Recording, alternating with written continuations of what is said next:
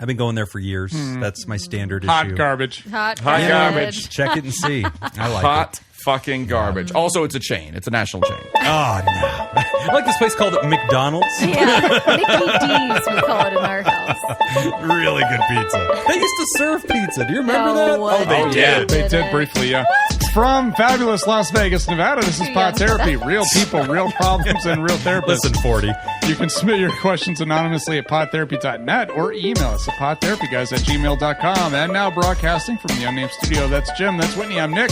It's time for some Pod Therapy. Nick almost has a pergola. If you'd like to hear the story of how he nearly fried off half of his skin, disappointed everybody he knows, and ultimately Third-degree burns didn't from get the a sun pergola. and the pergola. And if you'd also like to hear about Laura not getting a pizza, patreon.com/therapy. Hear all And what about Jacob's it. Pizza order. And if you want to hear I Jacob's think- pizza order. I think that Jim's pizza place is owned by a friend of mine. You know, it probably is because it was bought out. It was always owned by this one family, and then I think they familia. aged out.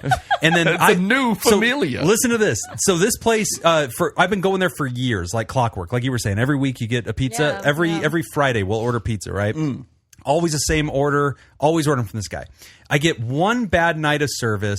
They're just it's shitty. They don't bring my pizza. I'm calling asking about it. They're it's like a new kid at the phone. She's kind of lying to me. I'm like, all right, I don't know what's going on. So I'm pissed. Kinda like. She works at Domino's Yeah, now. she's like, oh, your pizza's on the way. And they're like, it wasn't. Like, I'm waiting another hour. It's like, that's not okay, right? So then I leave a bad review, and I'm like, hey, I'm out for a while. Like, I've been going to this place for like 15 years. I'm done. Let me ask you, Jim. Yeah. Prior One to bad this experience. prior to this experience, Yeah.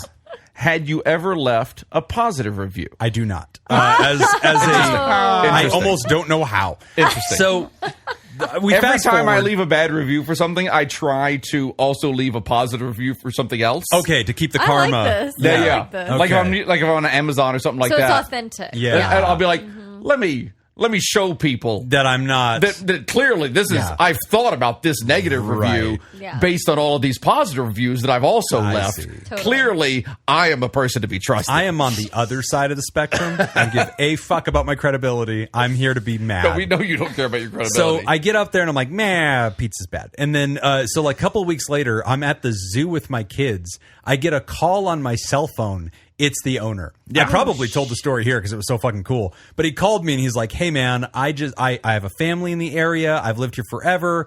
I used to love this place. The owners were getting old. I bought them out. Now I run this place. We're working out some logistical kinks. I saw your review. I want to make it right. And I'm like, oh, okay, great.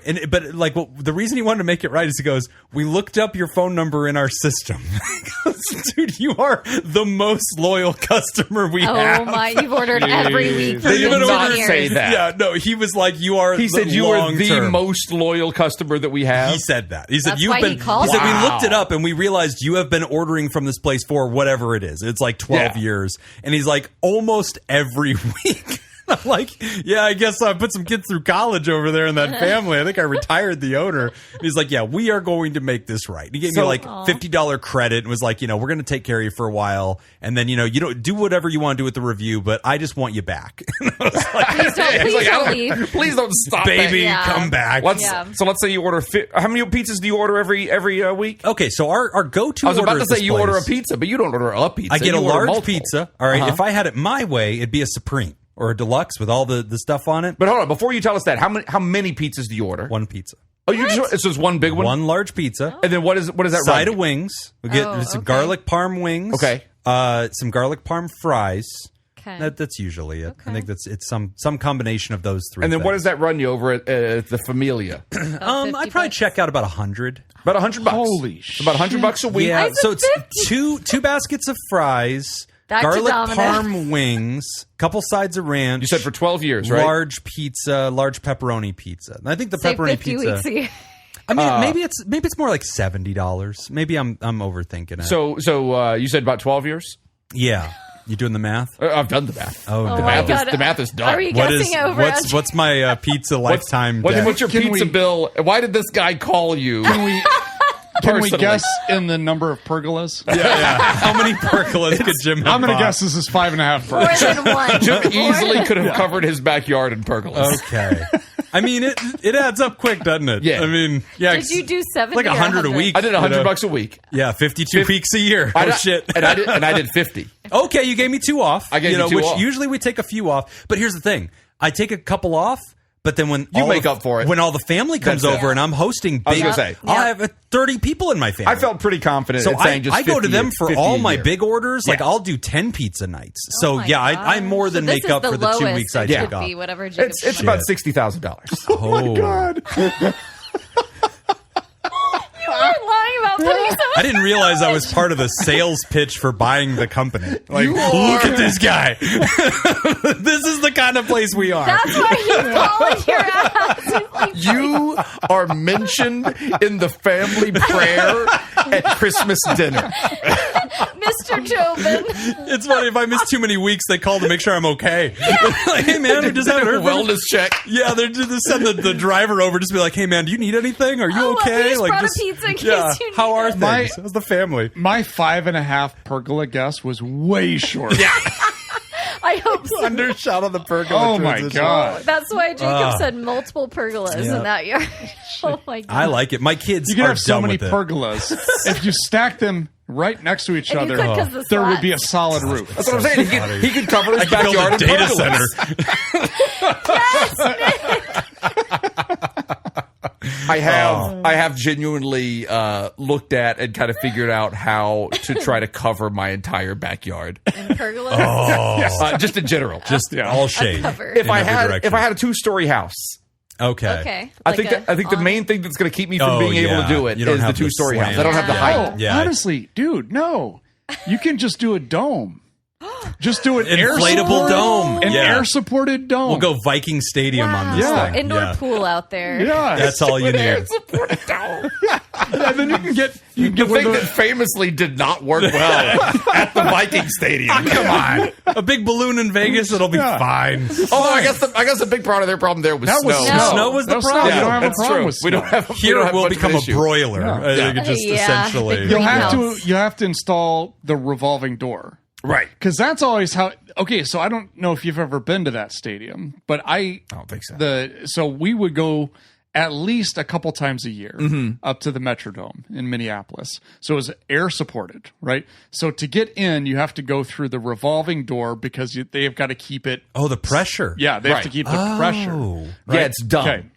It's a So- dumb I design. have never Sounds heard like a of this. flawed concept. Okay, no, it Who was left the door open? it was a blast because of air coming out every Yeah. time you open the door. when you watching a game in a CPAP machine. no, but when you leave, they just open up all the doors. Oh, they just vent Okay. it? Okay. And so as you're walking out, you can just step up and jump, and it just pushes you out.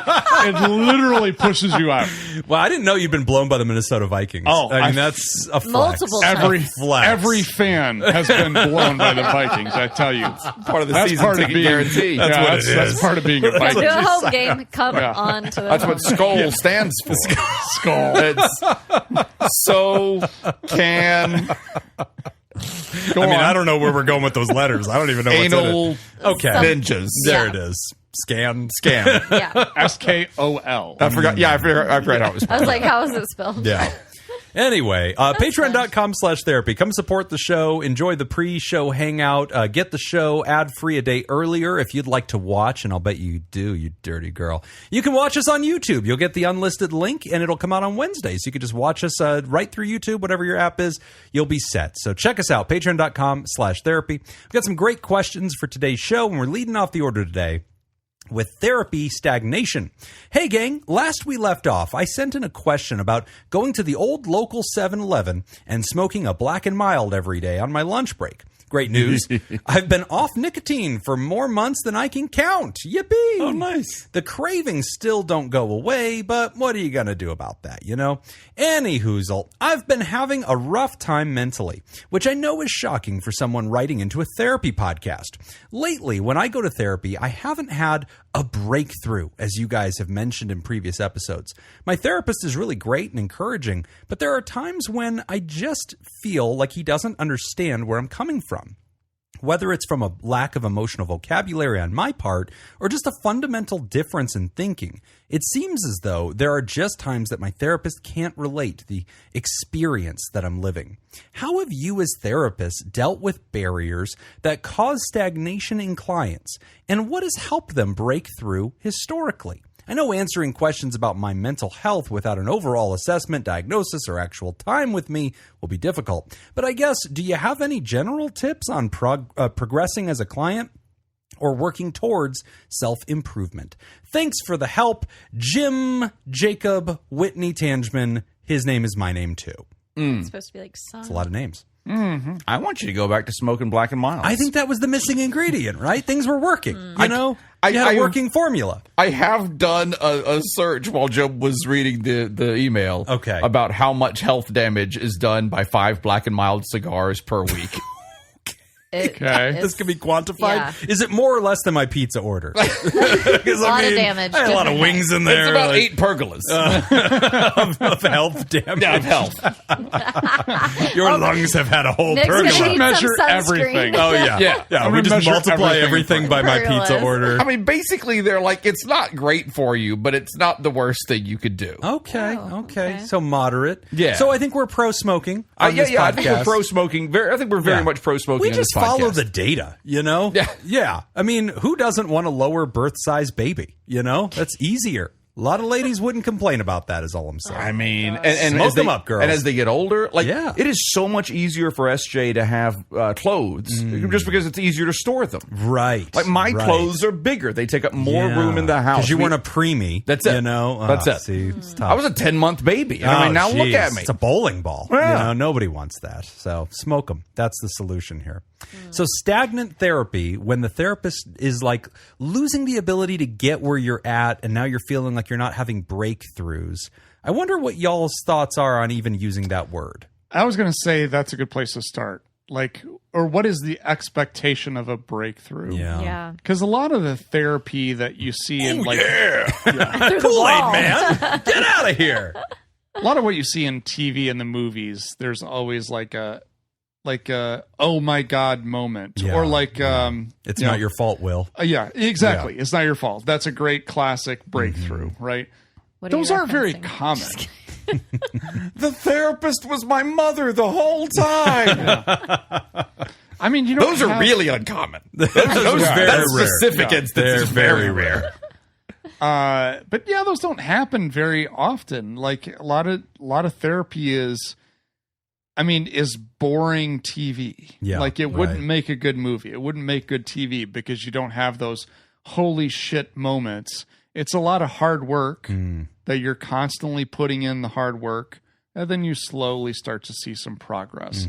I would say that's most of therapy. Yeah, that's a solid point. I mean, the writer mentions too, not really feeling like the therapist understands where they're coming from. And so I would be a little curious about that too. I do feel like clients that I've met with for longer periods of time, we will have had those, I guess, breakthrough moments or aha moments is probably more accurate. Yeah. Like, this is why I think A, B, or C, or why I act a certain way or whatnot. But to have that stagnation for a little while, what I find happens typically is there's a discussion about it, whether they bring it up or I might bring it up. And for me, it might be like, oh, we're making some progress. How do you feel about going every other week or like decreasing therapy?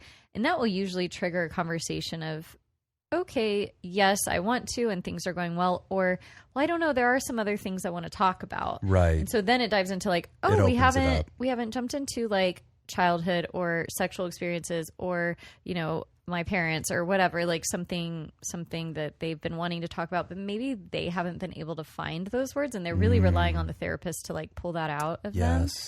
And so I would say, I know we've said this before, I would say like mention it to your therapist, Right, yeah. Kind of share that with them like, hey, I don't know that I feel like we've had as many breakthrough moments or like moments that feel impactful. Maybe that's a better way to say it. And maybe that means you saying, hey, maybe I'm like done with therapy, sure. But maybe you're fixed. It sounds like you're saying, I don't feel like my therapist understands me. So I would dig into that more and maybe share that. Like, what do you feel like they're not understanding? Right. And I was how gonna would you say that? I was going to say, because like, if you're not having a breakthrough in therapy, it means one of two things: either the therapy is not being, effective, or there's like everything is good, right? Like Right. that's I always the kinda other agree, option. yeah. It's like, I mean, the two sides. basically, very, very basic. I would argue this, and this kind of echoes, I think, a little bit of what Nick was saying. Oh, but real quick, I was just Yeah. So like, if you're saying if you're craving a breakthrough, then that says to me that like there is an Something issue. unresolved. Like you Something's got there. something going on. Yeah. So like maybe when you're talking to your therapist, like kind of go down that path a little bit. Like Yeah. I'm being bothered by something. Right. Yeah. Like Right. something has got me like craving this progress Right. in these sessions. So like let's figure out what that something is. Right. Yeah, to kind of combine some of that too. I think that the search for the constant breakthrough, there's something to that. There's value to that. But at the same time, it's a bad metric of whether therapy's working, especially in addictions work. Sometimes it's like, look, I'm not the guy who's going to take you on top of the mountain peak. I'm the harness stopping you from falling to your fucking death. And so, yeah, sorry, it's not still glamorous. Not getting high. Right. Yeah, one more week. Yeah. I okay? stopped smoking. I'm still functioning. I haven't been self-sabotaging. My life is boring. Yeah, you're fucking welcome. Yeah. Okay, sometimes that's the greatest gift of That's a great therapy point. is your life stopped being interesting. And like now you're just like not shooting goddamn holes in your boat all the time. A good friend of mine, when he was going through a lot of stuff and was going through, I think it was multiple 12-step programs simultaneously. So 36 steps. Yeah. At least. Yeah. So Do the many math steps. So many there. steps. Yeah. You That keep was rounding quick those math, up. yeah. How many pergolas? I think that's 2.5 pergolas. Oh, yeah. That's a lot of steps. Gotcha. Yeah. And one day we were chatting, and he was like, I had kind of like a really good feeling moment today. I was like, what's going on? He was like, I was pissed off about my job. That's it. I was just pissed off about my job like a normal person gets pissed off about their job. Right. Yeah. And that means that I'm not, afraid that I'm going to die. That means that my family isn't, coming after me because they're afraid I'm going to die. Right. Like My worries were boring. that's it. Yeah. First world problems That's it. again. Yeah. Like I'm down to just being pissed at my boss. That's Yeah. a great story that backs up this concept that a lot of times, hey, therapy's just a thing holding you to the wall. And yeah, you're not climbing at the speed you once were because we were pulling you out of the fire, So yeah, it gets boring at some altitude. But then to your point, Whitney, I think there's a lot of wisdom to that sometimes you've sort of like the oils run dry in that well, right? We've plumbed as far as we can in this part of your life. I don't think there's anything interesting here. Let's kind of back up and let's discover a new part of your life. And sometimes you're right. They're waiting for us to do that. But I really don't think that we often will instigate that. Sometimes I've seen myself say, hey, I want to get to know another side of you. We came here to talk about this, but during this, we've been talking about that. You've only like hinted at that before. I feel like this is stable. Can we start talking more about that? Oh, totally. I've done that sometimes. Little bit of this, Little bit of that. But more often, they come in with the presenting problem. look like a Every cat. human has an infinity of things we could talk Yeah. about. Right. But we don't get too nosy, like going through their trash cans of every single part of their life because it's uninvited, right? It's not informed consent. So like a lot of times we will stay with you, writer, until you tell us, I feel like I've kind of gotten what I need on this area. I don't currently have a struggle in this area. I don't know that I'm on the precipice of big change or another big step.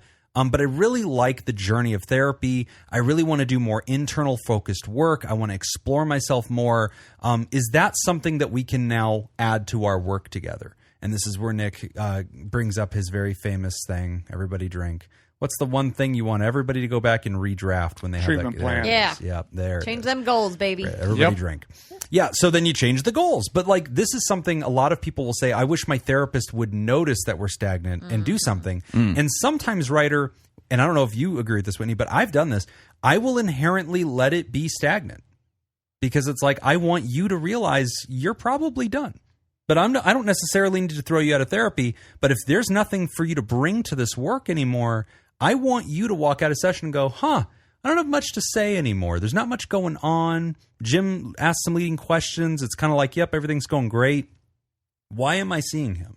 it's like, yeah, that's okay for you to come to that realization and realize it's time for you to be done with this for a while. So you expect the client to bring that up? I will bring it up. I mean, obviously you do your check-ins, right? So like you'll do your periodic, like, let's take a status update. How are we doing? What do you want to work on right now? Like, let's revise our treatment goals. So I'll do that. But like sometimes when I see that signposting moment coming, I'll allow the quiet, and I won't because I mean, here's the thing. Therapy with me is like going to Disneyland, Whitney. I mean, I'm putting on a fucking show, okay? Like, there's just lights and sound and smoke. What and character sometimes I are you dial dressed it up down. as each week? Dial it down. That's So right. I show up in a lot of cosplay. They get a real performance out of me. When you say it's like Disney, I imagine it's a very colorful facade, and then behind it, it's very sad. grim. Yes. Very- Yeah, He's just yeah. playing one song Yeah. constantly. Very Yeah. It's a small This is world a on song repeat. it's a small. That's all it is. And it's just a bunch of me in like ethnically questionable poses and costumes. Yeah, that's it. I wouldn't say questionable. I would say racist. So yeah, I mean, allowing that tension to build is sometimes a good thing. So I think we're all on the same page with like when the writer's saying, hey, from the therapist's perspective, how would you kind of maneuver this? But then the second half of the question is asking us, what advice do you give? And again, he kind of says, look, I'm not tipping my cards here. You guys don't know what I'm working on. But when a person feels that they are stagnant in therapy, and if you were just giving outsider advice to say, here's how to get some fuel back in the tank, here's how to spark something to get something interesting going, and not rely on your therapist to do that for you. But what advice do y'all have whenever somebody says, hey, how do I kind of reignite this journey again and get interesting, get curious, do some more work? I think if you have an idea, writer, like you didn't open up in the question, that's fine. But if you have an idea of what these things are, at least a category, I would probably personally, I say journal loosely, but like just make some notes, some personal notes, whether that's in your phone or on an actual notepad, whatever. Make some notes for yourself and sit with those. And if those are things important to you, I would bring those to session and say, these are things that came to mind when I sat with this past week. And this is what I think is important to talk about. Because I believe if you have good rapport with your therapist, you say they're a good therapist, they will probably start to dig into that. Yes. If a client brings that to me, like, I've really been thinking about, this job I lost years ago, and it's really stuck with me, and this boss I had and all that, I would be like, oh, tell me more about that. What did your boss do? How did they let you go? Like, what was it like working there? Like, then I'm going to dive into the curiosity and see what I can pull from that. But it gives me guidance on where to go. And so if you are feeling like there's something important to talk about, find a way to bring that up to your therapist. That's why I mentioned journaling, because sometimes when we get into session, I hear this a lot from clients. They'll be like, well, I thought of these things this past week, but now I can't remember them. Or write it even down. Though they're important things, I'm like, write it down. Or this may be controversial to you, Jim, but I tell clients, you can text me what you want to talk about in our next session. I will probably not respond. I just let them know if it's something that's like, hey, I want to talk about this. I'm not going to be like, okay, just so you know, I'm not going to respond to those. If you text me and like, hey, I'm having a mentee B, then I'll respond to that. But but if it's just passive notes where there's message in a bottle, which let's tuck that away. Really love, because then I am able to check that, or email if you have confidential. That's emails. not controversial. I have all my clients live stream on Twitch. That way, anytime I can just jump in and be like, "How are they sleeping? Are they tossing and turning? What's going on?" Oh, you have them constantly live stream on Twitch. Yeah, I'm a professional. I need to know every detail. I take my job very seriously. And that's what makes them best of Las Vegas. I mean, they don't just give these away, guys. You gotta fucking. They kind of do. Yeah, they kind of do. You got to go to the gift shop and buy it. Actually, you got to pay money to go get the damn thing. So when somebody's stagnant, I didn't stagnant, email them back. I think Ice Cream Social is up for that this year. And they've been emailing for the last few weeks. Oh, cool. About wanting us to like buy all of the voter pages and all that. Like, we're not going to do any of that. Yeah. Too many steps. Yeah. So what do you think? Whenever somebody's stagnant, what advice do you give to somebody who's saying, I just feel like I've kind of reached this point? A treatment plan. Yeah. Write your own treatment plan. How do you put some more gas in the tank? Well, I don't know. It kind of depends. Like, yes, I would take a look at the treatment plan, but I'd also redefine, like, let's talk about what does it look to successfully complete treatment? Sure. Yeah. What does that look like? Because it's one of those things, like, question? Yeah, in a way, because you're kind of like, you're like running a 5K, but they never put out a finish line. Right. You're just like, is it around Right? the corner? Yeah. Is it So next? like, I don't know. You get a feel for you're almost done, but you don't really know when Yeah, it's going it's to got to finish. be coming up at some point. But if you Right. don't have a visual picture of what the finish line looks like, how will you know that you've crossed it? Right. So that's usually the discussion I will have. Yeah. And also I'm highlighting that it's not, maybe a finish line isn't the right word for it. But when is a good time to know that, like, I feel like I'm stable? I've achieved stability. Right. Because you're never going to be done.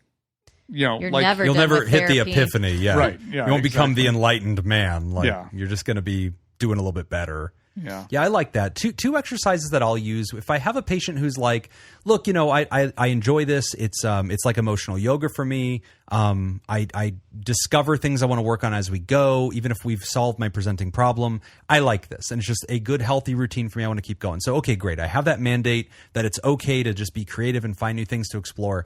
Two exercises that I find I always hit oil on is the trauma timeline. So, I giving do somebody that, the yeah. timeline, the Yep. positive and What's your negative first memory? experiences. In this case, Yeah. is hitting oil a positive or a negative? It's a good thing. Okay, Yeah, great. this is a landman. So like references. striking oil, yeah, not like running Billy into Bob a patch of Thornton. oil on the Yeah, street hit while you're the oil. driving. No, yeah, good. Thank you for clarifying. But Yeah, I only use that when a client says, like, hey, I want to dive into these things. right. So, Yeah, like, it can be a little leading. But yeah, for the Yeah. person writing, and this could be a good place for you to start. It's a Right. great Yeah. self-inspection tool, and just kind of again catalogs those like important life experiences, positives and negatives.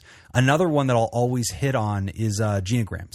So if I can get somebody to do a genogram, which is basically an enhanced family tree that tells us more than just who begat who, but also relationships, histories, mental illness, the drama, the way you were treated, the way your dynamic was with each person. If I can get somebody to start designing that and then talking me through it, it is always a wealth of information. And some of that actually comes from systems theory, which we don't talk about, but like my master's had a lot to do with that as a marriage and family therapy background. And I don't draw from it very often, but anytime I can get somebody to like go back to their constellation of humanity and their family of origin, a lot of things just start to connect, and they notice their patterns and their themes, their belief systems, like their emotions, the way they respond to the world around them. It's really, really cool to like take somebody through that. So that's another area that I think you could explore for yourself, writer. And I think if you were, with your therapist's consent, talk to them, ask them what they think. If they say, hey, don't stop listening to that goddamn podcast, these are bad ideas. Don't do that. Well, yeah, then fuck them. Okay, yeah, then you Patreon patron the going. show. Yeah, run the Patreon, stop listening. But support the show. Support mental health. But those are some ideas I think to throw a little bit more in the tank and keep the thing churning. So that'd be good stuff. All right, we are going to take a quick break, and when we come back, we're talking about how to support my kinky wife. You're listening to Pod Therapy With straps. After That dark. sounds like a great answer. Today's episode is brought to you by Jake Schneider, Malia, Richard Mason, Sonny Boy, Thunder Kruger, Falcon, Scoop. Yeah, I said it right. I don't Yeah. know. That nailed sunburn's it. really I'm getting to his Nailed it. Yeah. Slurpee motherfucker, Sandra McWaffle, Elena, Gabriella Dame, Adam Warren, not Kira Knightley. And if you'd like to sponsor the show, become a therapy producer at patreon.com/therapy. This is trivia I put together because I thought Whitney would be good at this. Oh, no. I hope it's So specifically interesting. which order things go on the Well, pergola. here's the thing. Like only he would know it. Here's the thing. I put this together before I Wow. remembered how much of a bitch she is. yeah. Yeah. So this was pro Whitney Yes. trivia. Yeah. Pergola Okay. bitch Whitney. Interesting. That's right. Bring I it. can't wait to be sitting underneath my pergola. Sipping lemonade. While you and Peter stand on the outside. That's right. We'll bring the pergola umbrella. Pergola bitch Whitney, also episode title. PB right. Dubs. I earned it, and I am here. I'm here for it. I'm going to give you all a list of celebrities. True. Ooh. And you are going to have to identify Who you'd fuck, marry, No. and kill. who they all dated. Joke's on you. It's all three. Oh, So, This is the sex they have in common list? yes. Oh, this is going to be Who they've all oh, dated. I'm not in going to be good common. at this. But this will be fun. Okay. Okay. Oh, boy. It's all David Spade. I was going to say, it's going to just be one guy it's just every David time. Spade. It's just always one They've all fucked David Spade. It's all Bill Clinton. Machine Gun Kelly. He's had 'em Yeah, all. Bill. It's definitely Bill. Bill's always working through the list. All right. what a current reference. I've Jim. met him in person. Did you? I'll bet you did. I was in Earn college. those voters. Oh, okay. You were. Did some intern work in college. No big deal. Here we go. Buzz in. Britney Spears, Cameron Diaz. Buzz. Justin Timberlake. Yes. Whoa! She's gonna fuck us up, buddy. We're not even gonna get close. I I was waiting for Jessica Biel, but Oh. I was pretty sure Cameron had to. Okay, here we go. Winona Ryder. Kate Moss. Buzz. Jesus. Johnny Depp. Yeah. Damn. All right. Finally. What's going on? Okay, so those are the easy ones. Oh, Now okay. we're going to get into Okay. the medium. Jesus. Okay. Those were the easy ones. I Yeah. didn't know that either of those people had dated Johnny Depp at any point You didn't watch the Johnny Depp trial? ever. Oh my God. Okay, here we go. Jennifer Aniston. Jessica Simpson. Buzz. Yes. Bill Cosby. Ah. Correct. That's right. Yes. They don't remember it. They don't know it. No. No. It's tragic. Start the list over. Jennifer Aniston and Okay, who? Jennifer Aniston, Jessica Simpson, Taylor Swift, Katy Perry, Minka Kelly. I don't know. The Read it Prime again? Minister of Canada. That, Jennifer Aniston, mm-hmm. Jessica Simpson, Taylor Swift, Katy Perry, Minka Kelly. Buzz. Yes. Jake Gyllenhaal. Oh, that's Oh, a good close, guess. but no. Let the record show that Jim raised his hand when he buzzed in Yes. as well. For the video people. Very- I got you guys. very kind. I know they care. Any other guesses? I'm just going. I'm trying to go with the short list of people I know that Taylor Swift has dated. No, because that's what's getting me stuck. It's is not going to be Taylor Swift. Kelsey, obviously. That's the only one I know. I She know there writes are songs others. about it. I know, There's- but I don't know those songs. There's a guy in my head who Jennifer Aniston dated, and I can't think of his name. That one she. Brad Pitt. No. No. Fuck. Taylor Swift never dated Brad Pitt. That I you know, know that's of. because they're That's so true. far apart in age. Jennifer Aniston. I know. I was thinking that too. I was like, there is an age range. I mean, in Orlando that Bloom list. and Katy Perry, but Oh. I don't think Orlando and. But you said close with Jake Gyllenhaal. So. Yeah, and I don't know why I did. I don't know why I said that. Okay. Yeah. I guess I You're don't just trying know. to be encouraging. Thanks, buddy. John Mayer. Oh, your Mayer. body is a wonderland. Okay, Yes. okay. Okay, Okay, we'll do. Let's do one more. I like it. Kelly Preston, Tila Balsam, Lisa Snowden, Celine Balitron, Sarah Larson. Oh, Buzz. Yes. Leonardo DiCaprio. No. Ah, But he was Tila, in a Tila, movie. Who was Tequila? in a movie with the guy that did this? Sam Jackson. No. Okay. I honestly don't know most of Matthew those names. McConaughey. No. Ocean's 11. Brad Pitt Pitt. again? No. George Clooney. Matt- Yes. Clooney. Point for Jacob. Wow. Yes. Okay. I'm still winning, I though. know I'm still so winning. much. Good job. I mean, it's anybody's game. All right. What? It's very competitive. Wow. This is a good game. I like this a lot. How to support my kinky wife. Hello, gang. I'm in a pickle. I'm a licensed professional That's what gets my wife off. Yeah. Me being inside I'm in of a pickles. She makes me pickle my dick. Oh, Jesus. Gross. I'm a licensed professional counselor just starting off and am freshly licensed and love many aspects of my job.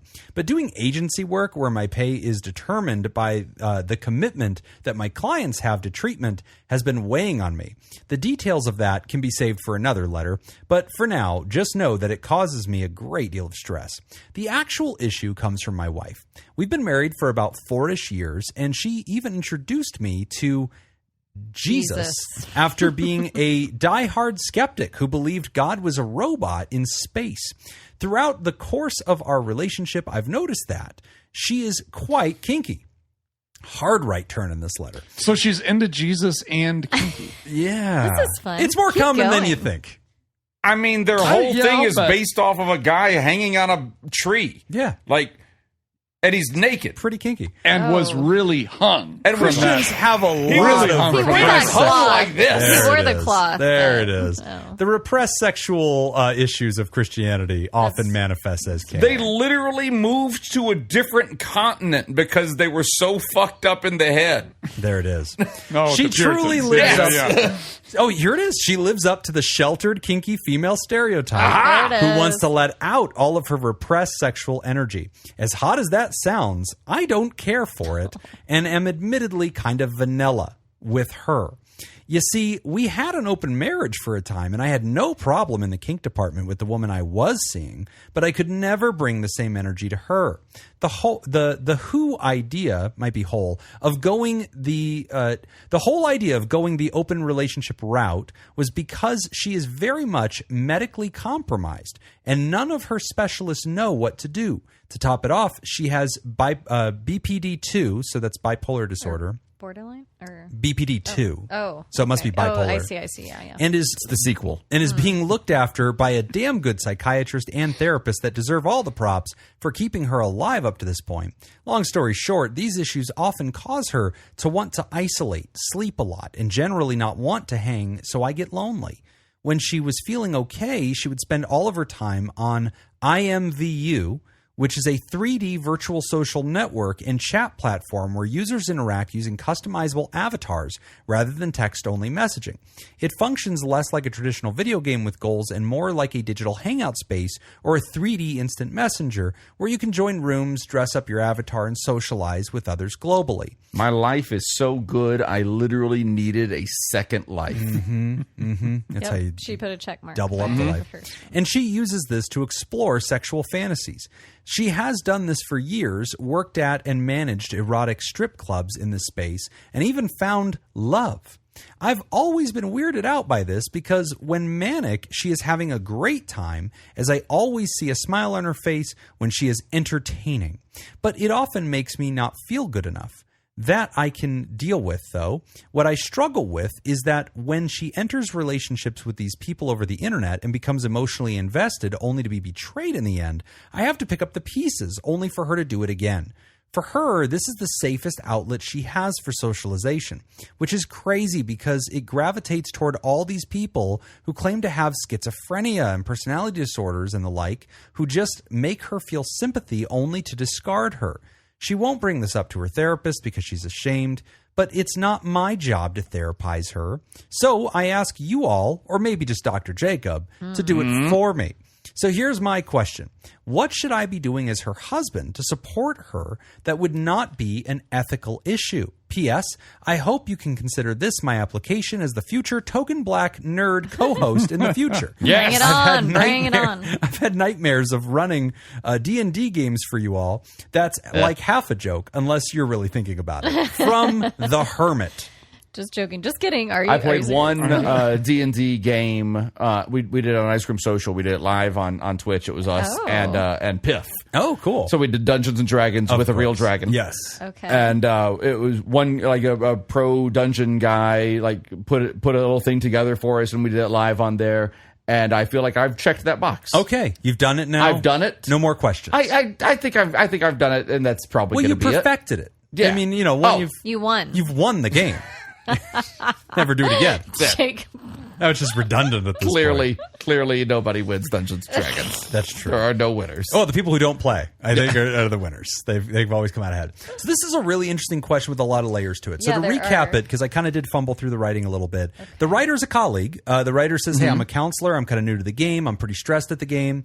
Been married for like 4 years. My wife has this history of sexual repression. She is now living this out in this authentic way. She's very vibrant. She's very kinky. We've tried out open relationships, but she also has bipolar too, which is, we'll talk more about that, when you have mania and also depression. And he's saying this makes this all very complex. She finds these relationships with people that are also very broken. She's attracted to that. Then she gets her heart broken in all this.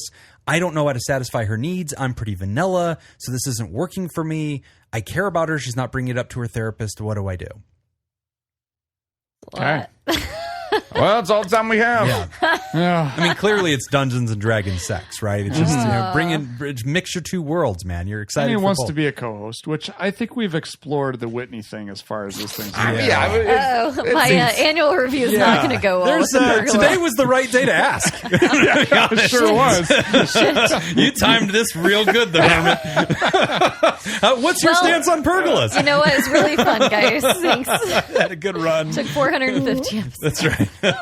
She lasted about 3 years. Yeah. It's not too bad. Good job. On to the next one. This is a tough one because there are a lot of layers. Here's my thought. I'll ask the two mental health providers. Thank you. In private practice, and Jim.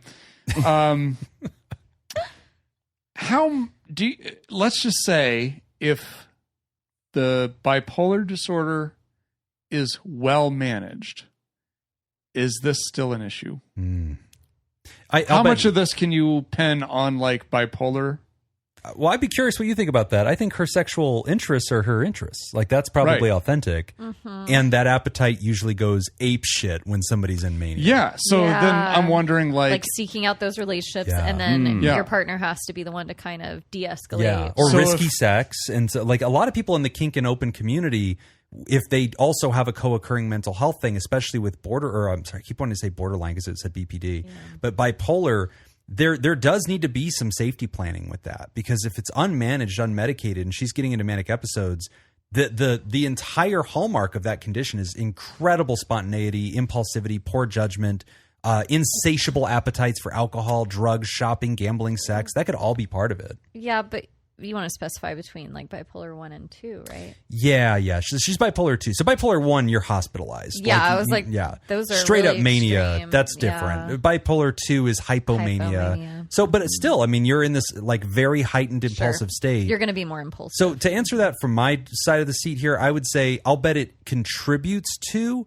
but is not the cause of all of her stuff. I'm just wondering if that's better managed, is the writer in a better position to just like, does that fit more with like his level of, I don't want to say coping, but his level of what he can handle in this situation. Yeah. And maybe if the bipolar isn't quite stabilized, then now it's beyond his capability of really being able to jump in and yeah, it's probably part of it. But that's tough because the writer said she has a really good psychiatrist and therapist. That's true, who saved her life. So we know that she's well supported. Yeah, which maybe... So there's no indication that we could say that it is not stabilized. Poorly managed. Yeah, we'd probably assume that it is. And yet, even when it's stabilized, people still have flare-ups. Sure. Yeah, so the medicine can only go so far. I'm going to kind of go a different route. I mean, you mentioned, writer, like,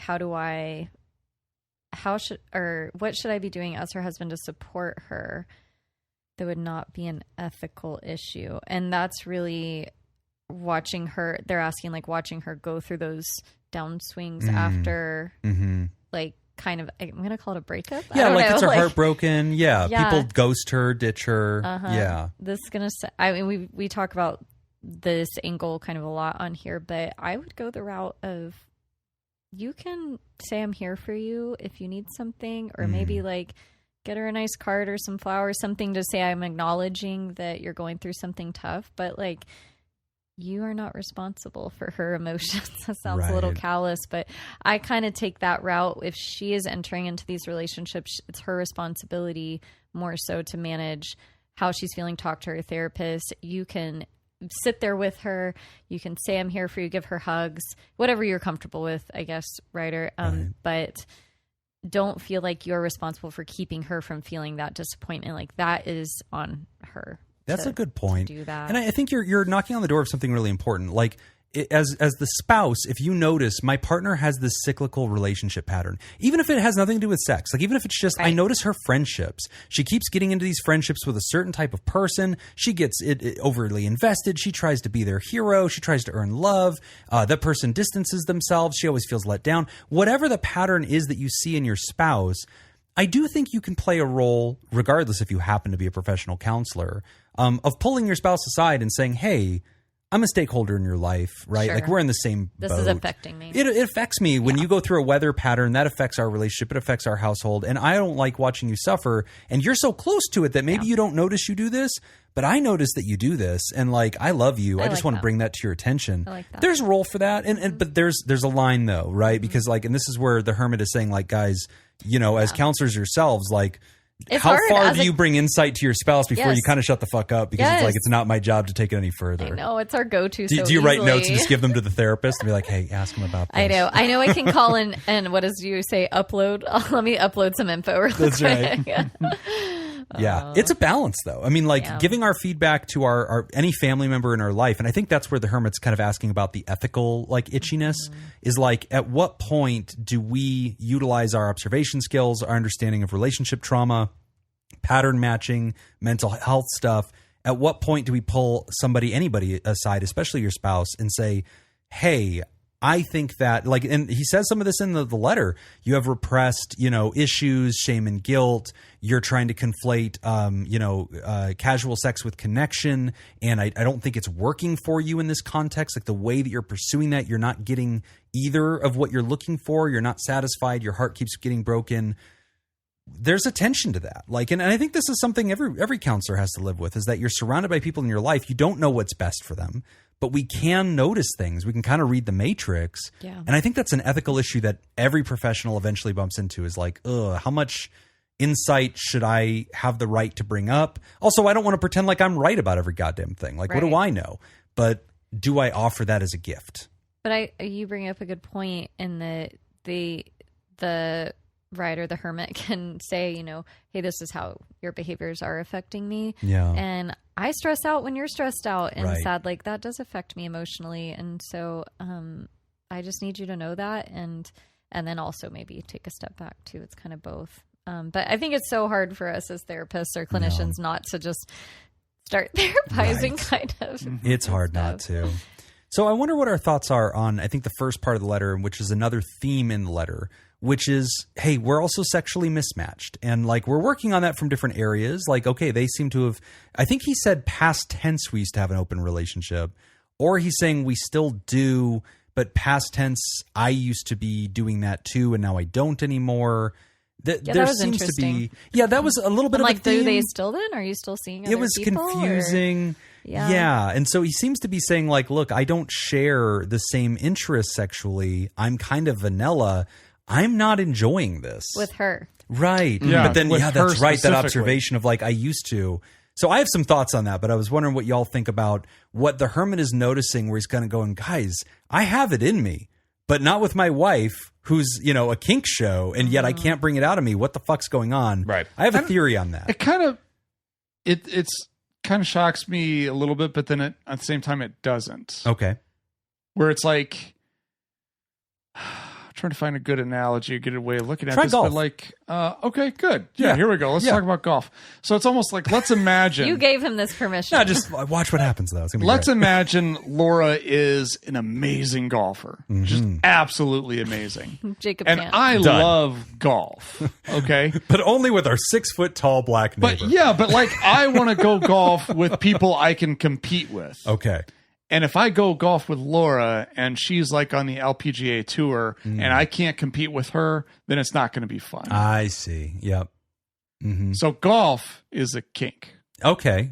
I'm just gonna One of the more expensive bring you ones. back Yeah. to how I'm tying this in. Full circle. Okay, gotcha, to- gotcha. Yeah. Okay. Okay. So I think what you're saying is we can enjoy the same things, but find that we don't enjoy them with the same people. Yeah, or like, maybe it's like it becomes competitive where it's Okay. like I feel like I can't compete with the things that she's into. Yeah. Or maybe I'm like so focused because she's she's got very particular kinks and I'm really focused on doing that I kind of Yeah. neglect myself or There's also whatever that is. There's also the flip side of kinks. Okay. So like Stinks. you could like being choked, but like you don't necessarily like choking someone. Oh, okay. Yeah. So Yeah. like So if with you're this in- partner, I was the bottom, but That's over here it. she wants me to be a top. that's it. Like I'm not like enjoying you might it. not enjoy like the flip side of Right. every single kink that you also enjoy. Like you might That's a not good you might point. not like performing it. You might just like receiving it. Whatever it is. I think that's a solid argument. I was going to go with Esther Perel's book, Mating in Captivity, Love it. where she talks about and we've talked about this on the show a million times, but the inverse relationship between familiarity and eroticism. And so she talks about how, and it's actually really interesting, it's like kind of embedded in evolutionary psychology as well, that like Homo sapiens as a species seem to have like a 4 to 7 year like interest like complex with one person where they'll fixate on them for that long, but then it kind of becomes too familiar to them. And that's about the same amount of years it would take to like raise a child to be like independent. And then they would kind of split off and pair bond again. But anyway, in this her is why book, Jim kicks his kids out when they that's when right. they turn 7 years old, hit the road, Johnny. Yeah. No, but they talk about in her book, she talks about how Kids are soft. My 9-year-old is still living at home. by your age, I was smoking a black and mild a week. So she talks about Which how doesn't cause a lot it's of not that damage. big of a deal. Yeah. Sponsor the show, Black and Mild. I mean, you're not getting a lot of offers these days. That would be funny. If we were getting That would sponsored be by really alcohol funny. and Brought to you gambling, by Black and Mild. yeah, this would be wonderful. I'd be very happy God, about that. just send us cartons. Honestly, we don't even need your money. No, but like she talks about how the inverse relationship between We do need your money, by the way. will also Black take and a Mild. mile. You become more familiar with somebody, more emotionally bonded with them. And she says that familiarity and that sense of deeper connection often runs contrary to eroticism. And Right. so and this is something she talks about in her book, is that why is it that a lot of long-term couples lose the spice of the bedroom and often find that that's not something that's organically happening like it once did. And she explains that couples that have been together long-term actually have to kind of work on finding the stranger again in their spouse, finding something different about them, seeing them in a different light. And to me, from what you've described, the hermit, I think that aligns perfectly with what Dr. Perel would say is what happened in your relationship, right? So like with your long-term spouse, you found that you can't objectify her that way. You can't get interested in the kinks with her, probably because you're deeply in love with her, and you're feeling a little bit of conflict with that. Whereas with this other partner who is more of a temporary partner, an outside partner, they are unfamiliar to you. And so Esther Perel would say, and that's probably why eroticism came very naturally, is because you don't care about them in the same way. Like there's not that depth of familiarity. So that's one hypothesis. I don't think it's one size fits all. There's plenty of couples out there that are deeply in love and deeply kinky, and it totally works. Their eroticism's off the charts. I would argue, though, that they are more of the outlier than they are the bulk of the data, at least what I think I've seen in relationship theory and at least what I've seen with Esther Perel. So relatability there. Yeah. Any other advice? I mean, like, does he draw any kind of lines in like the open relationship thing? Because like, I really get the sense that like, okay, that's fine. She's going to be doing this, and like it sounds like he's worked through that. That's fine. He's okay with it, except for the fact that he's noticing the pattern that's causing a problem. Yeah, and that's a very difficult thing to bring up to somebody. But and the problem that he's noticing it doesn't strike me as something that he has a problem with. No, but it's like, it's like he's noticing a problem being developed for his partner. Yeah, her connecting with a certain type that's just going to leave her feeling hurt. Yeah. Which is an interesting, I think, twist on the open relationship concept, right? Because a lot of times the open relationship discussion is about have your fun, like don't make them your primary. I'm still your home. Like let's have certain boundaries around how much of your life we give access to. But this is an interesting, boundary that I've seen show up in open couples or people in the lifestyle is that, look, I don't have a problem with anything that you're doing except that you keep getting hurt. That you keep getting emotionally invested. They're not a threat to me. Our relationship is sturdy. Yeah. But as the hermit said, I have to fucking clean it up. Yeah, These other you're people coming get to home have to the me. party. Yeah, and then they break your heart because you keep perpetually doing this predictable thing. I have to clean that up. Does that become a conversation about, does this mean I don't want to keep doing the open relationship thing at some point? Yeah. I mean, I do kind of like what Whitney had said earlier, which is just kind of almost in a way kind of start to step back and just be like, okay, well, here to help. Maybe I'm not there to clean it up. Like I'm going to allow you to sort of like deal with the pain and not necessarily comfort you. Maybe not comfort. Gosh, I don't know. Like I feel like there should be some initial like acknowledgement. I see you're going through something, but then step back a little. Like I'm gonna let you do your thing because I get pulled into it, and that's too much for me. If that is too much for you, Hermit. There's a dignity to discomfort, and I think our former co-host Whitney said it acceptably well. The Hermit will be on next week. But the Hermit, I think you could say it better. And I want to find that out. The once considered passable co-host Whitney. Yeah. So here's the deal, though, about Pod Therapy. A lot of people don't know we have bylaws. We're a real corporation. And so as three, cis middle-aged white guys, we only have one seat for diversity. And so we went with a woman for a while, and that went Tried it out. okay. It's fine. I think we got a lot of female audience members because of the whole Whitney phenomenon. But, how are we doing with the, introverted black demo? This is our chance. Demo? I love it. Every 3 years, we just swap out whoever the minority is. It's great. I think this is a good idea. Statistical minority of the 4 seats. Obviously, is what I meant. Feel free to clip that whole section and just use that as your ringtone. Just Jim explaining that. Jim That's definitely explains not a DEI. monologue that could ever come back I'm and sure bite Jim in the ass. I will hear this at the next Scoop Fest. What was it last Scoop Fest? Somebody had a clip of me. Oh, I don't remember what it was. It was probably just the latest episode of the That's fucking probably what show. it was. Yeah, I think it was. Yeah. Anyway, the Hermit. Excited to hear more about your work. I hope that you'll write in the future because those first years of the profession, community mental health, we've all been there. We've all done our time. And definitely, I think it's important to get those kinds of questions, too, on the show, because there are a lot, I have no idea why, of colleagues in this profession that like to listen to our show. So this is a great chance for us to talk shop with you as well. But hang in there and please write in, and we look forward to you joining our team. We're going to take a quick break, and when we come back, we're talking about putting my cat to sleep. Oh, you're listening to Pod Therapy. Today's episode is brought to you by Jake Schneider, Malia, Richard Macy, Sonny Boy, Thunder Cougar, Falcon Scoop, Slipperkay Motherfucker, Sandra McWaffle, Lena, Gabriella Dame, Adam Warren, and not Kiera Knightley. And if you'd like to sponsor the show, become a therapy producer, patreon.com/therapy. All right. So far, I have no points. This is my moment, though. Jacob has This is where one I'm with coming the back. Okay, here we go. It's all George Clooney. For real. always Or Clooney. Leo. It's not a Yeah, good it's guess. going to be Leo. He's going to show Not up a at bad least guess. one. Lisa Bonet. Oh, shit. I don't Buzz. Wow. Yes. Lenny Kravitz. Yeah. Fuck yeah. know. Okay, well done. Well done. Nicole Kidman's on that list. I Oh, didn't really? know. Good Oh, for you, and Lenny Lenny, Kravitz. Getting Yeah. Nicole Kidman. I Respect. only remember that because I made a Bill Cosby joke earlier. You did. And I believe Bill Cosby, he was not. I don't think he was terribly kind to Lisa Bonet when she was on the Cosby Show.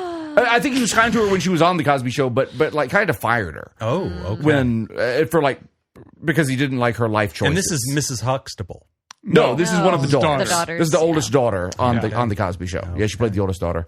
But yeah, I think if I'm remembering right, like part of it was he did not like Lenny Kravitz.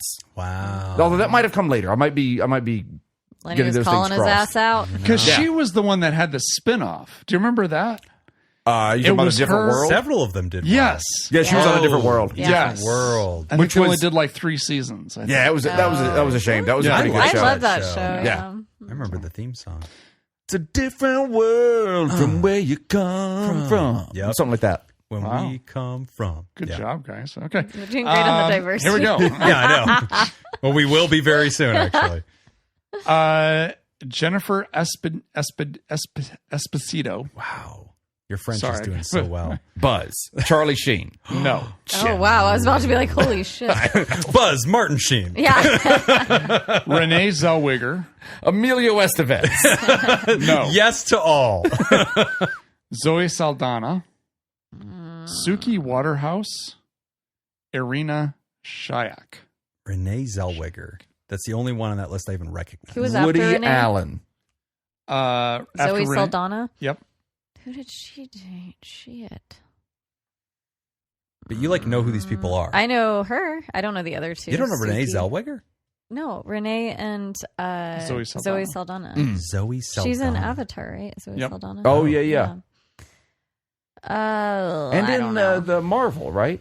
Yes. Yeah, Isn't she in, she in the is. Marvel universe? Yeah, the Guardians. Buzz. Oh, Yes. that's right. Yeah. James Cameron.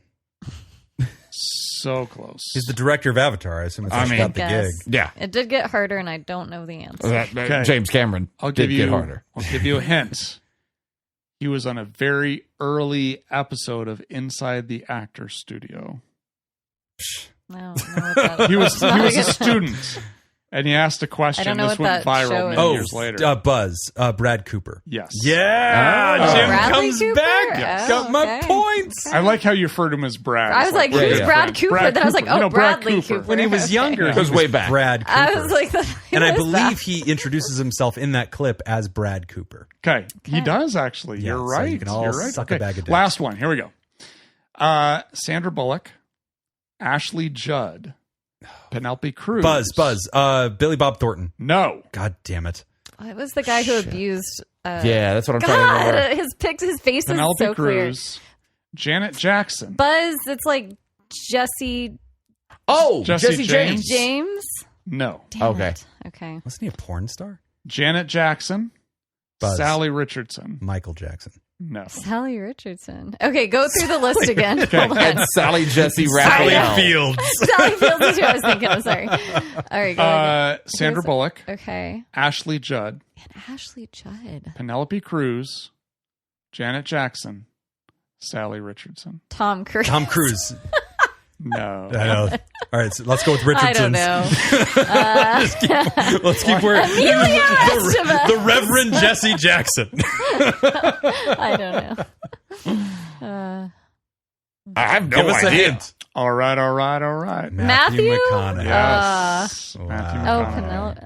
Okay. Wow. Okay. Wow. All right. This is digging deep into the This 90s. is a good I need trivia. more like- I like yeah. it. It's the well dry. You got one more for us? Oh, I got more, but Let's they do get one more. harder. Let's fuck it. Let's That's get what one more she in said. there. That's right. Okay, well that one's definitely not. All right, never mind. I gotta find one that people that you know. We'll come back to it Wrap later. the show with it. All right, Yeah. here we go.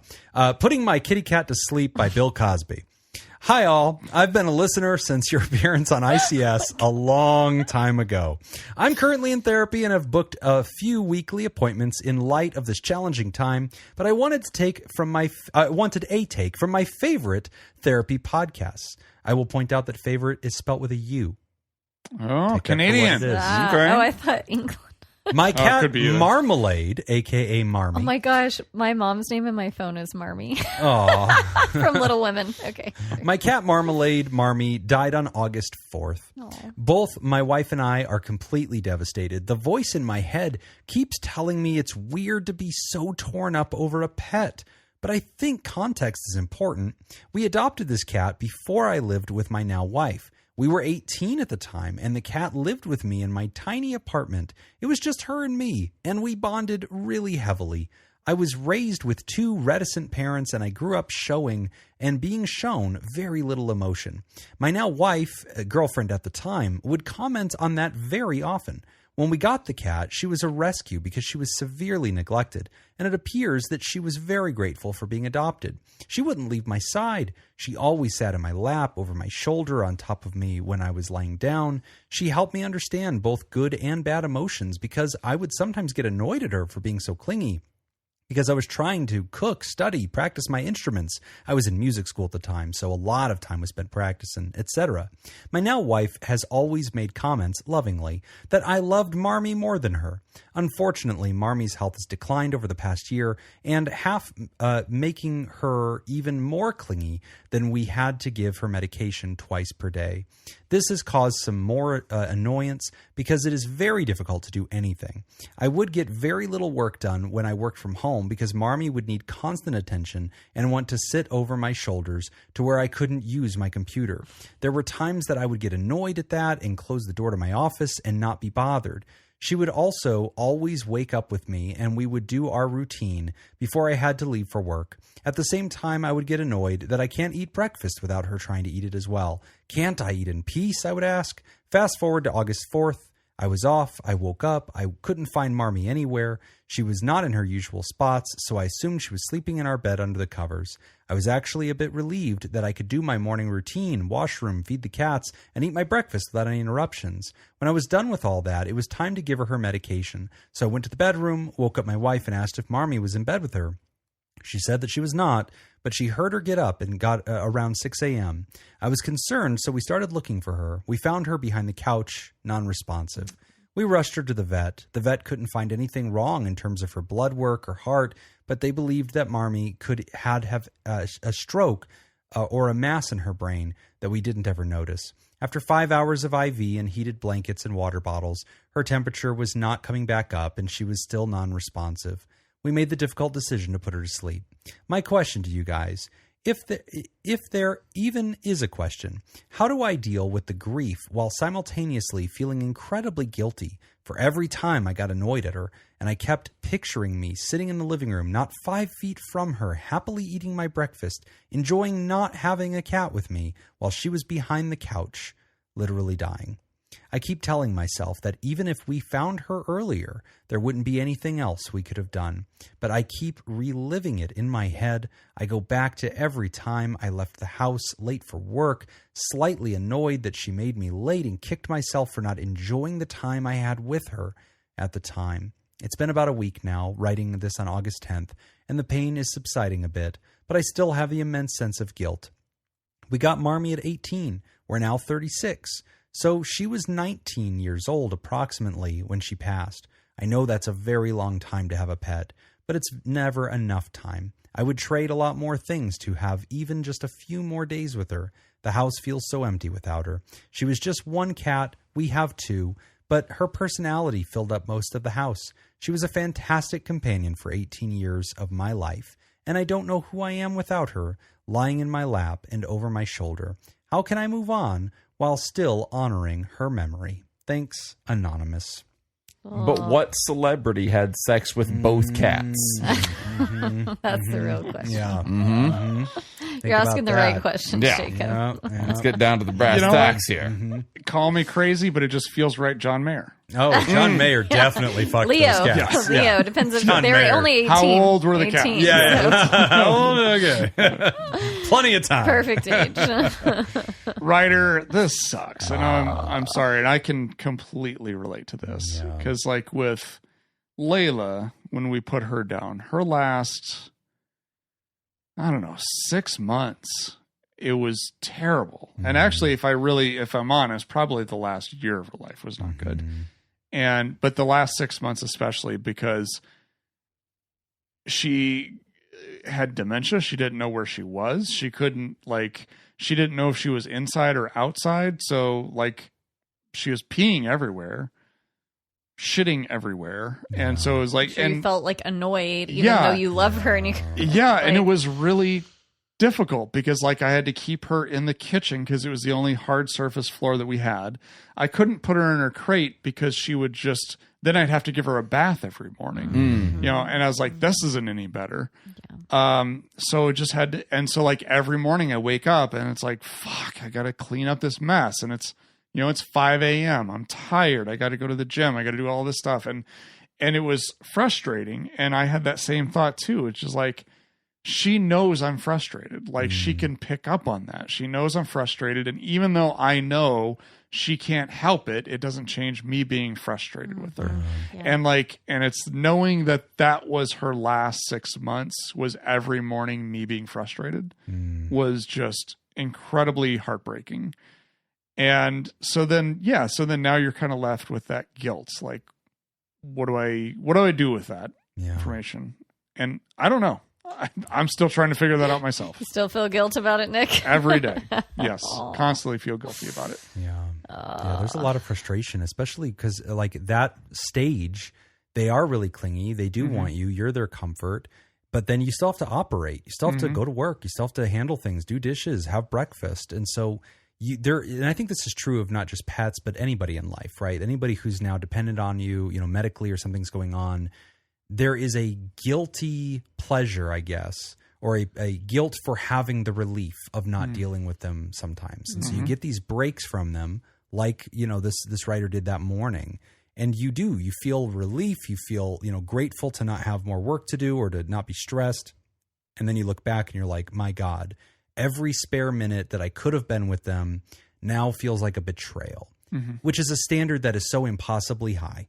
Like, we just can't live that way. Like, no human being is conditioned in this way that we can always be attuned to any other thing, whether it's a pet, a child, a loved one, anybody.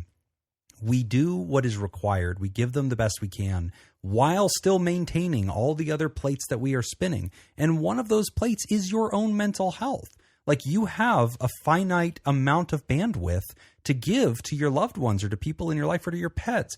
So like getting a breakfast and just being left alone, doing some work and closing the door and being able to focus, that's not a betrayal. That's you charging up the battery that then later allows you to give the many, many kindnesses that you did to Marmalade and to your family and to everybody in your life. So I just would challenge you, writer, to maybe reconsider the way you're framing that as, instead of I was taking from her, these are moments that I stole away from her, to look at that as these are moments I plugged into the wall and came back later with the energy and the patience that were required for whatever she needed at the time. You know, the other thing too that like I have been doing lately is being more present with Penny, my other dog. Yeah. Because then I realized, like, after Layla passed that, there will be times with Penny where I'm kind of annoyed that she's like needing to lick my face right now, and I'm trying to like do other things. Yeah. But then I have that I have that thought that I realize, or I remember, at some point in my future, I will give anything to have this moment back. Yeah. So I'm just going to sit in it for a minute. Yeah. And just experience it. Then I'll push her away. That is a mentality that I think Kick the only shit out people of who have gone through the Hope loss. it was worth it. Yeah, like that mortality. Nobody whether, yelps like my dogs. whether it's a family member or a Those pet. dogs don't yell. When you've been They're through cute. that experience, you really relish. You learn to now have that perspective you never would have had before, which is, hey, take the extra minute to appreciate that. Don't be in a hurry. Work will still be there. The rest of your bills will still need to get paid. There will always be another email to answer. There will always be something that needs your attention. Just enjoy this for now. That's huge life advice, man. And you're not even a life coach. I know. Someday. Wow, Someday. Doubt it.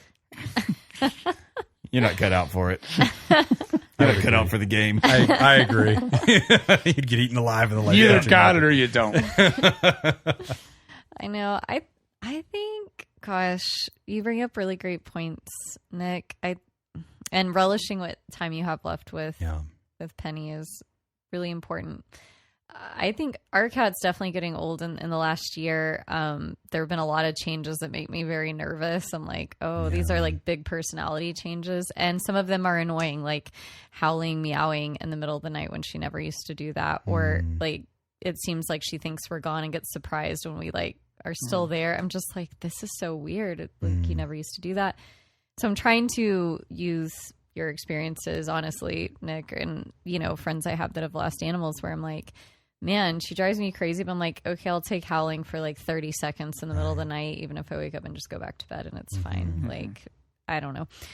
But I think that there is a level. I was actually just talking to a friend about this because her dog is getting much older and she's like been talking consistent. Like, when do you make the decision? Something she just mentioned to me literally, it was yesterday or today. She was like, I just am really having trouble knowing this is the date I'm deciding to like end my dog's life. And I was like, I'm pretty sure Nick said that exact same thing. Yep. That was like, you didn't think about it beforehand, but once you were there in it with Layla, it's like, oh, that's like a heavy. Yeah, because heavy once you weight. schedule it, everything is the last thing. Yeah. Even stupid shit. Like, it's like, I think we scheduled to have her put down on a Saturday. And then so it's like the Saturday before is like, okay, well, this is her last, or the Sunday Last before. weekend. It's like, Yeah. this is her last Sunday, Yeah. And then it's like, okay, and then you just get closer and closer, and then it's like, it's a snowball, and it just gets bigger and bigger. Yeah. Right. Well, and honestly, she had been kind of like dealing with this and like struggling with it. But I had mentioned what I guess you both had talked about, which is having someone come to your home. Yeah. And she was like, I didn't even think of that, because you just think of I'm taking my dog into Right. the vet. Yeah. It's like a lab, so kind of a bigger dog. She's like, oh my gosh, and they don't like the vet and they're going to be stressed. I was like, no, do this. And I like described the whole process that you both kind of described. And she was like, oh, that sounds way better. And she had just this weekend called her vet to ask if that was even an option and what that looks like. And so I have a cousin that she's a retired vet now, but she does that for like just the neighborhood. Okay. She just kills everybody's pets for love them. that for her. Yeah. The Grim She's Reaper. like, I am the angel of death. That's right. The neighbors call me, and I come over and like give them the shot and put their pet down, but just like in the house. In Yeah. the kindest way Yeah. possible. I relate to the writer in the sense that for Nick, he got to see it coming, got to plan it a little bit more ahead. For us, Pumpkin was just deteriorating in health really rapidly, but we never knew what her last good day was. Right. And we were managing her symptoms. She was still independent. She's still eating, drinking, going to the bathroom. We were having all these issues with her, but we weren't at a place where it felt like we were at death's door, but we felt like we were within a year of this. Right. And then she had a really bad health event that was very sudden and put her in a situation where if we did not take action within 24 hours, they were going to have to do all these procedures, and then she probably wouldn't survive the procedures. But she couldn't just be left in that medical situation either for us to like build up the ability to do this. So it was very urgent. So like I kind of relate to the writer in that sense of like, you suddenly find your pet in medical distress. That did happen to us. And then we're rushing her to the vet, and she was responsive, but she was in severe medical distress. And so they had to sedate her while they had her. And then we had to make the decision to euthanize her the following day. And so we had the person come to our house and stuff on short notice. And that was a lot, right? And we actually decided to keep her at the vet overnight because of the medical situation she was facing. And we had to leave. Keep her comfortable. Yeah, we had to keep her comfortable because we didn't feel safe having her at the house because we wouldn't know how to respond. Right. And if that was, the end of her life, we gave them instructions on like, you do have our permission to euthanize her if, the medical event happens. You explained the prayers that you wanted said. Right. Yeah, we wrote them down. So like, that I relate to that sense of like, this isn't how I wanted it to go. Like I wanted my last good days. I wanted to feed her steak, and like give her chocolate. Like, I had all these thoughts of like how I would want the end to be. We didn't get to do any of that. It was just comfort her for the last heartbeats, give her a nice warm, goodbye, holding her, speaking to her, hoping she can hear our voices, but she was mostly unresponsive. So it's a heartbreaking thing, Ryder. It really is. And that's the thing about death. You rarely get advance notice, whether it's in a person or a pet. And so you just find yourself never being ready for it, never being equipped for it. Even when you do have the time, what you're experiencing doesn't show us that you did anything wrong. It shows us that you're a loving, compassionate person and somebody you love past. Yeah. And what I was trying to remind a friend of mine when she's like, oh, it's just hard choosing a death date. Or the other option with her cats, they had medical events, and she was like, that was traumatizing, it happening out of your control, but thinking about it being in your control is also a struggle. But I reminded her, I'm like, just think if your dog was like out in the wild, they would have died long ago because they wouldn't have been able to walk or run, or like they would have been killed by a bigger animal or just whatever, eating mushrooms out in the forest. Bigger problem than people realize. And so I try to remind, I think that's really hard to remember in the moment. You think I should have done things differently or better, but like think about what a wonderful life your animal did have while they were here, despite the last 6 months out of 17 years, like for Layla and Nick, or I don't know how long Pumpkin lived. The last 2 days out of almost 20 years that he had marmalade. Yeah, exactly. Yeah. And so it kind of goes back to what you were saying, Jim, where it's like, what were the positives from this? Like it's easy to focus on those negatives. Why didn't I give more? Why didn't I spend more time with them? Or just why wasn't I less annoyed in those moments? Because you did have other things to do, and annoyance is part of the human experience. Yeah. And, you can still love something immensely and be annoyed by it. Right. I do that with Peter all the time. I have children. That's true. Oh yeah, children too. That too. But it doesn't mean that they didn't live a wonderful life. You gave them all of these wonderful, needs, wants, like comforts, snuggles. She slept in your bed. That's adorable. Yeah, that is adorable. See, I mean, going back to the whole guilt thing, like I still have a lot of guilt about being frustrated and being angry at stuff she couldn't control. Right. And I'm also frustrated with myself that I probably should have done that much sooner. You waited too long. Yeah, because like it got to a point where, she was like, okay, well, we always associate when is it time by when do they stop eating? Yes. Okay, but stop using the bathroom. Yeah, but that's one thing. Like you need to look at it.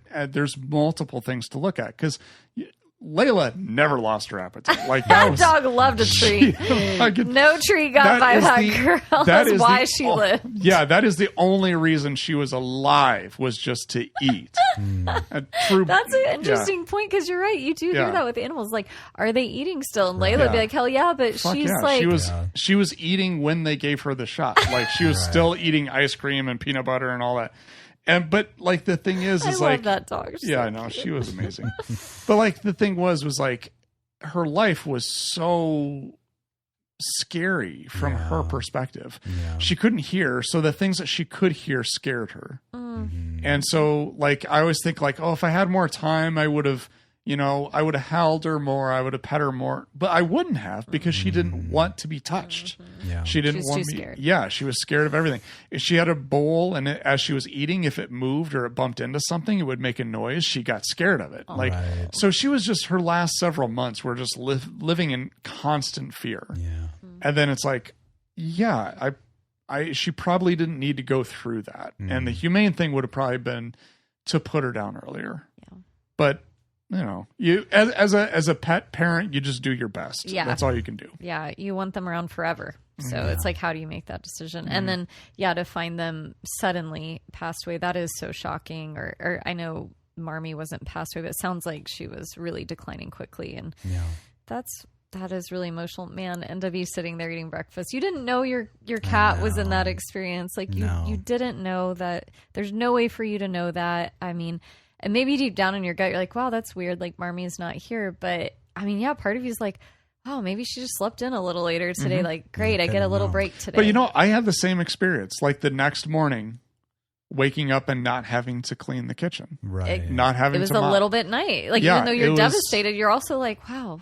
Yeah. And that's when I realized, like, God, there was so much about our life that revolved around what Layla was doing that it really freed us up quite a bit. I used to have to give Pumpkin insulin shots 3 times a day.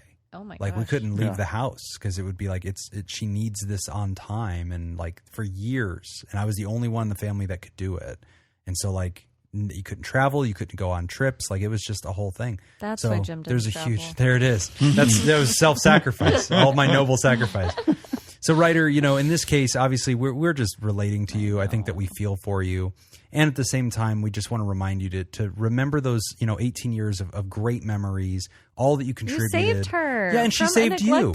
She broke home. your heart open so that you could experience emotion. Like, I'm so glad you had that relationship. It was formative for you, for your marriage, for your future. And you were a wonderful, cat dad. And so keep that in mind too, that you gave this cat such a good long life, so much longer than most people get to enjoy their pet, probably because you were so good at it.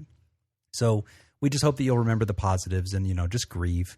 There's no way around that. There's no short way to grieve. You just go through it. And then one day you feel a little bit lighter in your spirit. You'll feel guilty for that, but it's okay because that's part of how you go forward. And bringing your love to your other cat, as Nick was saying too, that's really, really important. Well, we're going to take a quick break. And when we come back, we are wrapping up the show. You are listening to Pod Therapy. Today's episode is brought to you by Jake Schneider, Malia, Richard Macy, Sonny Boy, Thunder Trooper, Falcon Scoop, Slurper Guy, Motherfucker, Sandra McWaffle, Elena, Gabriella Dame, Adam Warren, and not Kira Knightley. Would you like to sponsor the show? Become a therapy producer at patreon.com/therapy. As we wrap up the show, I want to remind you, go down to patreon.com/therapy. You can get our extended show ad-free a day earlier and enjoy the video version, as well as our live chat Discord community and our weekly deep dives, interviews, skill shares, research, roundups, and rants. Did I say weekly? I meant sometimes.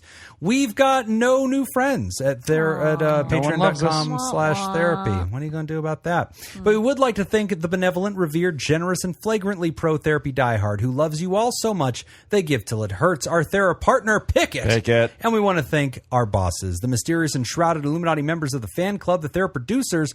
Thank you, Jake Schneider, Myra, Robert Brownie Jr. Mint, Smitty Scoop, Richard fucking Macy, Judy Schneider, Malia, Leon Kassab, Carolyn Albert, Kevin Chamberlain, Tess Miller, Dan Martin, Sammy Scoop, Slurpy Kaye, Motherfucker, Ben Stanley, Slap in Your Face, Sarah Smith, Adam Hathaway, Byler T, Mike Helm, Oscar Swanrose, Paris, A Sunny Boy, Darren Cunningham, Lib, Sandra McWaffle, Team Monaco, Thunder Cougar, Falcon Scoop, Heyo, Hannah Marie, yes, Andrew Langmead, Emma Tonka, and Pony Soprano, Alina, Brady Malachek, Chick Fellatio, Gabriella Dame, Sean Sutherland, Max a Ginger Scoop, Chad Mag, Adam Warren, Inkla Prince, Sam Cohn, Be Gay, Do Crimes, Elio Dare, Not Kira Knightley, Amy Aardvark, Edgar Allan Ho, and Dale the King.